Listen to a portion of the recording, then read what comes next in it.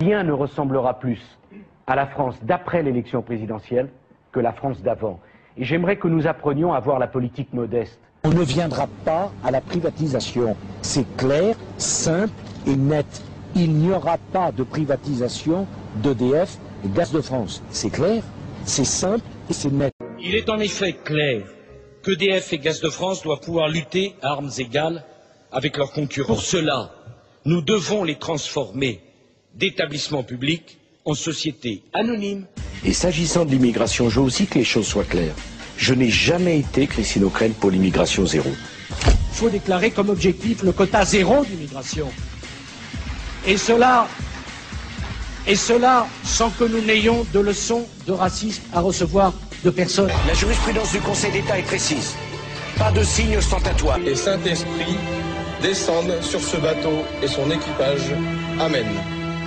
J'ai considéré que l'idée de mettre des caméras vidéosurveillance n'était pas une bonne idée. Je ne vois pas pourquoi et qui veut penser que mettre des vidéos à un certain nombre d'endroits, ça soit un élément d'une société dictatoriale. Fin 2005, les 330 salariés sont en colère. Leur cible numéro 1, Nicolas Sarkozy. Ils viennent d'apprendre que le ministère de l'Intérieur a choisi Auberture, une société privée pour fabriquer les nouveaux passeports français. Alors j'ai déjà vu des reportages malhonnêtes, mais de cette nature c'est assez rare. Je vous félicite. Il y a eu un appel d'offres, madame. C'est justement cet appel d'offres qui n'avait pas lieu d'être.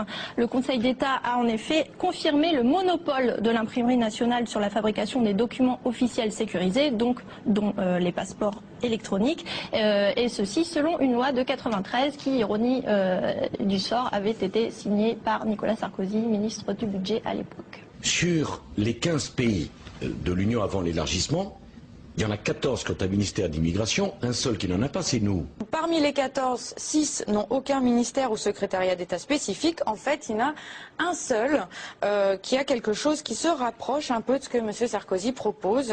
Ce sont les Anglais. Vous aviez promis, en quelque sorte, que vous protégeriez énormément votre vie privée.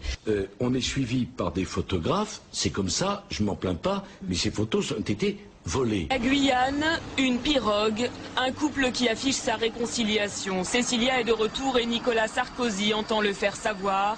Il s'était engagé à rester discret et à ne plus mélanger les genres. Une promesse vite oubliée à 10 mois de l'élection présidentielle. Étudiant en droit, Nicolas Sarkozy trouve des petits boulots, un épisode que ses amis politiques adorent mettre en avant. Tous les membres de Neuilly vont pas bosser chez le fleuriste le week-end ou chez le glacier pour se payer leurs études. Aujourd'hui, ce mythe de Nicolas travaillant pour payer ses études fait un peu sourire sa maman. Il vivait dans un hôtel particulier dans le 17e avec un grand-père chirurgien et une mère avocat, c'était tout de même pas l'horreur. Dans le cours le plus chic de Paris, c'était pas vraiment le drame, hein, faut pas exagérer. Mensonge. Mensonge. Contre-vérité. On n'informe pas une grande nation démocratique par des mensonges. Oh, ah,